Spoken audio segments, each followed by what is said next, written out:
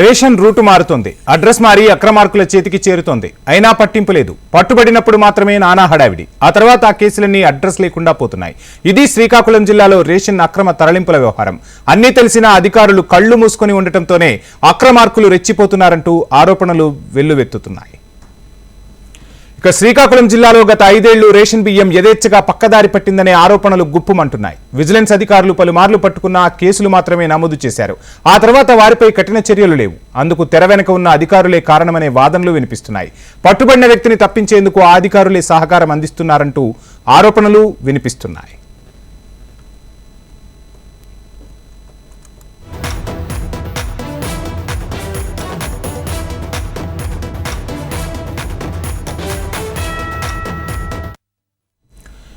ఎల్ఎన్పేట మండలం, హీరా మండలం, కోటబొమ్మాలి, శ్రీకాకుళం రూరల్, పొందూరు, పాతపట్నం, పోలాకి, నర్సన్నపేట, ఇచ్చాపురం, పలాస ప్రాంతాల నుంచి గతంలో చాలాసార్లు భారీ స్థాయిలో చౌక బియ్యం ఇతర జిల్లాలకు తరలిస్తుండగా పట్టుబడ్డ సందర్భాలున్నాయి.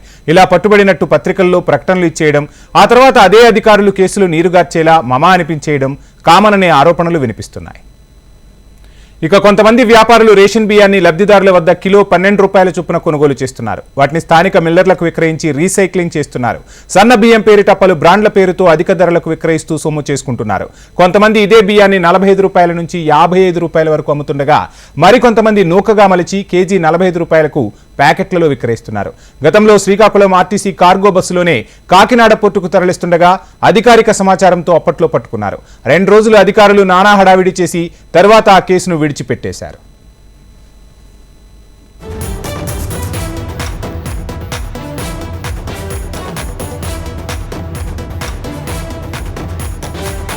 ఇక ఇప్పటికీ శ్రీకాకుళం ఉమ్మడి జిల్లాలో రేషన్ బియ్యం పక్కదారి పడుతూనే ఉంది. కొన్ని రీసైక్లింగ్ జరగగా మరికొన్ని ప్రత్యేక వాహనాల్లో పోర్టుకు తరలిపోతున్నాయి. దీంతో అక్రమ రవాణాకు పాల్పడుతున్న వారిపై కఠిన చర్యలు తీసుకోవాలని కోరుతున్నారు స్థానికులు.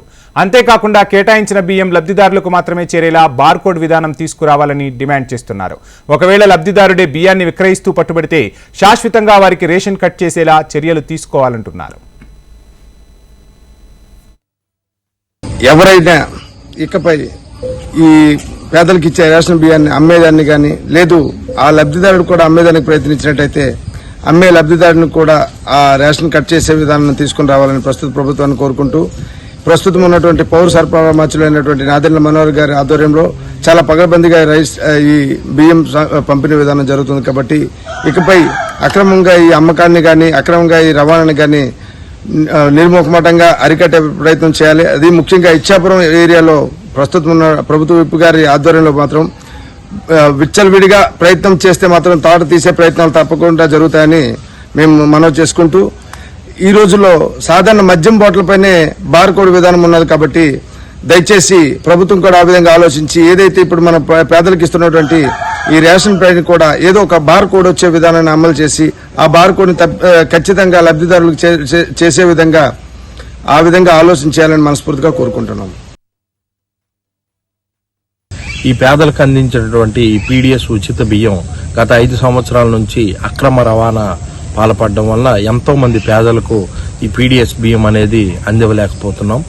కావున ఎవరైతే ఈ అక్రమ రవాణాకి పాల్పడుతున్నారో వారికి కఠినంగా శిక్షించాలని ప్రభుత్వం వారిని కోరుతూ, అలాగే ఎవరికైతే ఈ ప్రజలకి పీడిఎఫ్ బియ్యం మనం అందజేస్తున్నామో వారందరికి కూడా ఒక ప్రత్యేకమైనటువంటి ఈ బార్కోడ్ అనేది మనం ఇచ్చినట్లుగానైతే ఎవరైతే అక్రమ రవాణానికి పాల్పడి ఒకవేళ అమ్మినా సరే కొన్నా సరే ఈ బార్కోడ్ ద్వారా వాళ్ళకి పట్టుకునేందుకు మనకు చాలా సులభంగా ఉంటుందని ప్రభుత్వానికి తెలియజేసుకుంటూ ఇటువంటి అక్రమాలకు ఎవరైతే పాల్పడుతున్నారో వారందరినీ కూడా కఠినంగా శిక్షించవలసిందిగా ఈ ప్రభుత్వం వారిని కోరడమవుతుంది.